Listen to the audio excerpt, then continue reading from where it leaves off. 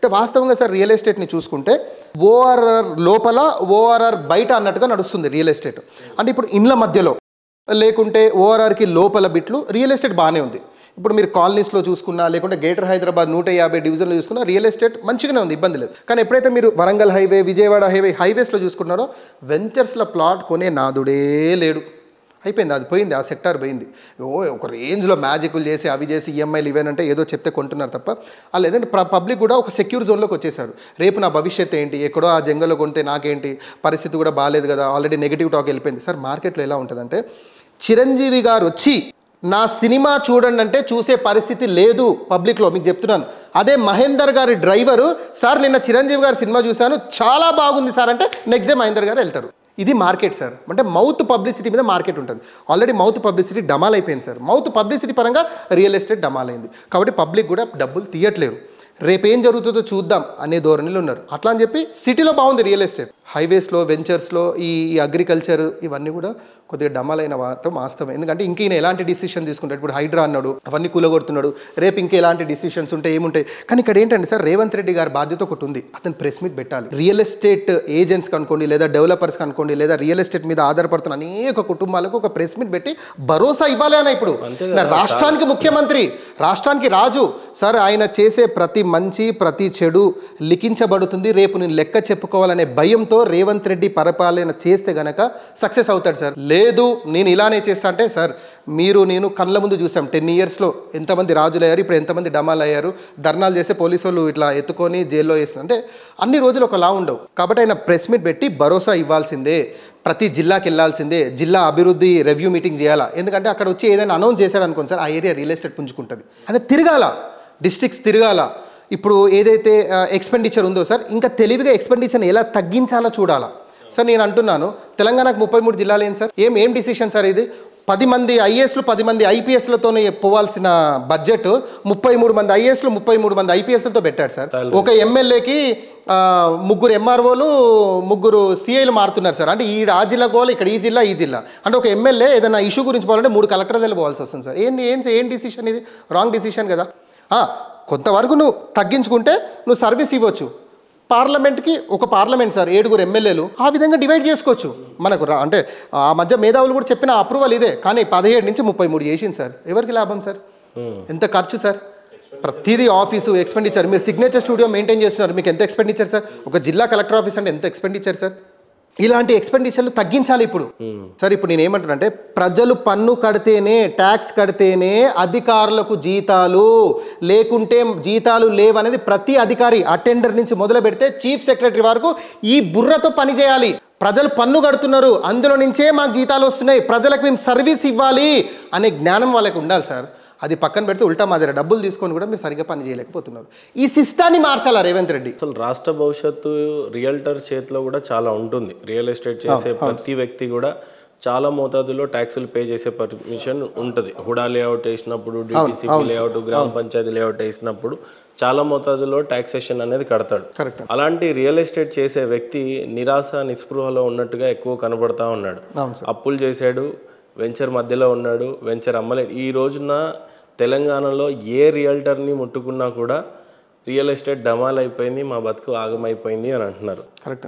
అలాంటి రియల్టర్స్ నిస్పృహలో ఉన్నటువంటి వ్యక్తులకి మీరు ఏం చెప్పదలుచుకున్నారు? ఇప్పుడు సీఎం అయితే రాష్ట్ర పాలన ఏ రకంగా చేస్తున్నాడో ఆయన ఇష్టం, కానీ ఒక రియల్టర్ ప్లాట్లు వెళ్ళి అమ్ముకోవాలి. ఈ రోజున అసలు భూమి అనే మాటనే వినపడకుండా లాస్ అనే పదమే ఎక్కువ కనపడతా ఉంది.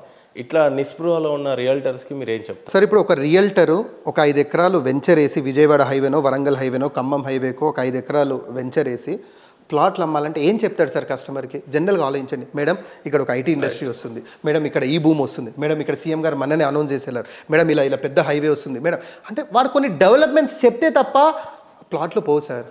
Developments ఏడైనాయి sir? 9 మంత్స్లో నాకు డెవలప్మెంట్ చూపించండి. ఆ డెవలప్మెంట్స్ని భరోసా ఇవ్వాలి అంటున్నారు రేవంత్ రెడ్డి.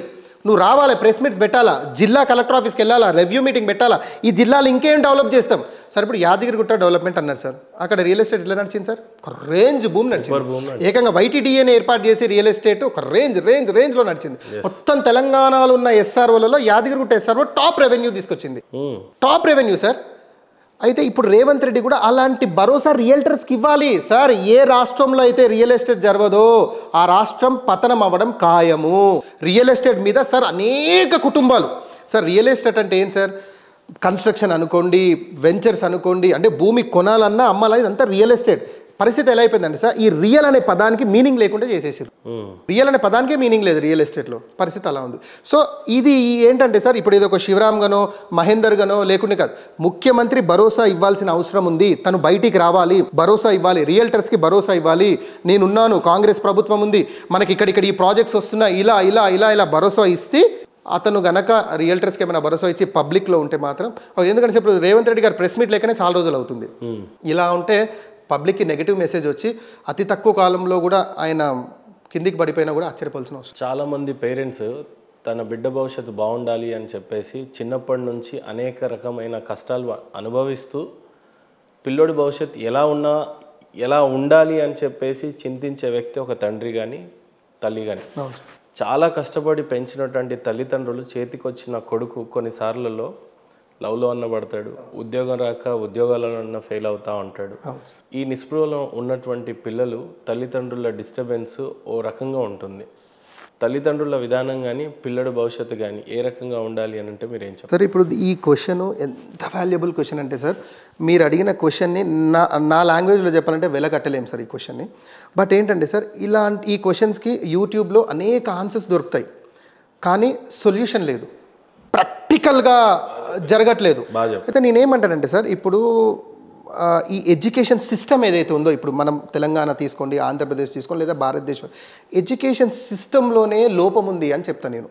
ఎడ్యుకేషన్ సిస్టంలో అంటే పేరెంట్స్ ఎలా అయిపోయారంటే, పొద్దున్న 7:30కో 8 గంటలకు స్కూల్ బస్ వస్తుంది, నేను ఆ బస్సులో వేసేయాలి వాడిని, మళ్ళీ 4:30కో వస్తాడు, వచ్చిన తర్వాత కొద్దిగా రీఫ్రెష్ అవుతాడు, మళ్ళీ ఒక 2 గంటలు ట్యూషను, డిన్నర్, పడుకుంటాడు. ఇంతవరకు అయిపోయినా నా పిల్లగాడు పలానా ఇంటర్నేషనల్ పలానా చెప్పుకోవడంతే తప్ప మోరల్ వాల్యూస్ లేని ఎడ్యుకేషన్ సిస్టమ్ ప్రస్తుతం తెలంగాణ ఆంధ్రప్రదేశ్లో ఉన్నాయి సార్. ఎప్పుడైతే మీకు మోరల్ వాల్యూస్ ఉండవో సార్, మనిషిలో రాదు సార్ మార్పు. సార్, నేను అడుగుతున్నాను, మనం యావరేజ్గా తెలంగాణలో క్రైమ్ తీద్దాం సార్, డీజీపీ ఆఫీస్ నుంచి క్రైమ్ తీద్దాం. మీరు చూడండి, ఆ క్రైమ్లో 70% ఎడ్యుకేషన్ చదువుకున్న వాళ్ళే ఉన్నారు, 30% చదువు లేని వాళ్ళు ఉన్నారు సార్. ఎలా తయారవుతుంది సార్ సిస్టమ్? నేనేమంటానంటే సార్, ఒక గ్రామంలో, మారుమూల గ్రామంలో ఒక దొంగ, వాని వల్ల, అంటే చదువుకోలేని దొంగ, అంటే వాని వల్ల గ్రామానికే నష్టము, వాడు గ్రామం దాటి బయటికి రాలేడు. అని ఒక చదువుకున్న దొంగ, ఒక ఐటీ సెక్టార్లో టాప్ బీటెక్ అలా చదువుకున్న దొంగ, వాని వల్ల సార్ ప్రపంచానికి నష్టం. ఎందుకు సార్? ఇక్కడ చదువు లోపమా వాని లోపమా? ఎందుకంటే వాని తెలివి ఈ చదువును ఉపయోగించి వాడు ఆన్లైన్లో మోసాలు చేయడం స్టార్ట్ చేస్తున్నాడు. ఎక్కడ పోతున్నాయి సార్? చదువు ఎక్కడ పోయింది మరి? సార్, అనేక మంది చెంచల్గూడ జైలుకి మనం వెళ్దాం, ఇప్పుడు చర్లపల్లి జైలుకి వెళ్దాం, ఒక్కసారి రిపోర్ట్ తీయండి సార్. ఇప్పుడు ఏదైతే ప్రజెంట్ 5 ఏళ్ల రిపోర్ట్లు, ఎంఆర్ఓలు ఉన్నారు సార్, ఇన్స్పెక్టర్లు ఉన్నారు, చదువుకున్న వాళ్ళు, విద్యావేత్తలు ఉన్నారు సార్, విద్యావేత్తలు నేను చెప్తుంది వాళ్ళు ఉన్నారు సార్ చెర్లపల్లి జైల్లో. ఎక్కడ పోతుంది సార్ సిస్టమ్? నేనేమంటున్నానంటే, ఎవడో ఆథర్ రాసిన బుక్స్ను మనం చదువుతున్నాం సార్, అక్కడ మోరల్ వాల్యూస్ లేవు. అంటే నేనేమంటానంటే సార్, సొసైటీ బాగుపడాలంటే అది విద్యార్థి నుంచే సాధ్యమవుతుంది. అర్థమైందా సార్? ఆ విద్యార్థి ఎప్పుడైతే ఆ టీచర్ హ్యాండ్ ఓవర్లో, లేదు అంటే పేరెంట్స్ హ్యాండ్ ఓవర్లో ఈ సిస్టమ్ ఏదైతే ఉందో సార్, ఈ సిస్టమ్ మారాలి. ఎలా మారాలి?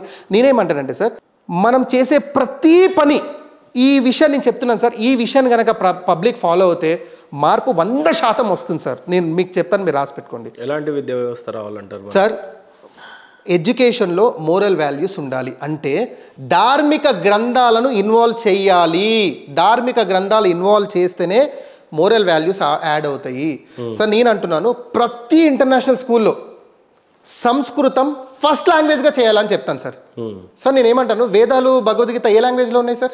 మీకు సాంస్క్రిట్ రానంత వరకు మీరు ఏం చదువుతారు? ఎవడో చదివింది మీకు వినిపించాల్సిందే తప్ప మీరేం చదువుతారు?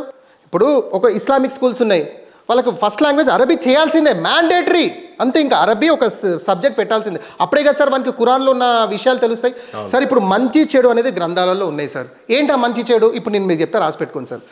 దేవుడు చూస్తున్నాడు, వింటున్నాడు, మనం చేసే ప్రతి పని రికార్డ్ అవుతుంది, రేపు దాన్ని లెక్క చెప్పుకోవాలి.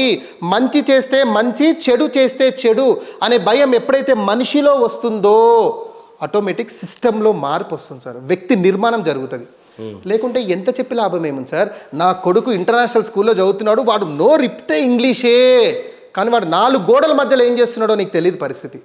సోషల్ మీడియా అలా ఉంది పరిస్థితి. 4 గోడల మధ్యలో ఏం చేస్తున్నాడు? నేనేమంటానంటే సార్, 4 గోడల మధ్యలో ఆ వ్యక్తి ఎలా ఉంటాడో, ఎప్పుడైతే 4 గోడల మధ్యలో ఒక భయంతో బ్రతుకుతాడో, అంటే ఒక డిసిప్లిన్తో బతుకుతాడో, అప్పుడు సార్ సొసైటీ నిర్మాణం జరిగేది. ఇప్పుడు మీరు నేనున్నాను, సీసీ కెమెరా ఉంది, ఓకే, నా ముందు మంచిగా నటిస్తున్నాను, కానీ 4 గోడల మధ్యలో నేను ఎలా ఉంటాను అనేదే వ్యక్తి నిర్మాణం సార్. ఆ సిస్టమ్ రావాలి, ఆ మోరల్ వాల్యూస్ అనేది రావాలి. మోరల్ వాల్యూస్ లేని ఎడ్యుకేషన్ నా దృష్టిలో వేస్ట్. ఏదో వెళ్తున్నామా, బట్టి పడుతున్నామా, వచ్చి ఎగ్జామ్ రాస్తున్నామా, 100 మార్కులు తెచ్చుకుంటున్నామా, ఇదే ఉంది సార్. నా బిడ్డ గ్రేడ్ 1, గ్రేడ్ 2, గ్రేడ్ 3 ఇలా లేదు కదా. నా బిడ్డ ఎలా ఉన్నాడు, పేరెంట్స్కి ఎలా రెస్పెక్ట్ ఇస్తున్నాడు, వాడు అసలు వన్ మార్పు ఏంటి, అసలు ఈ దూరం కూడా ఆలోచన లేవు సార్.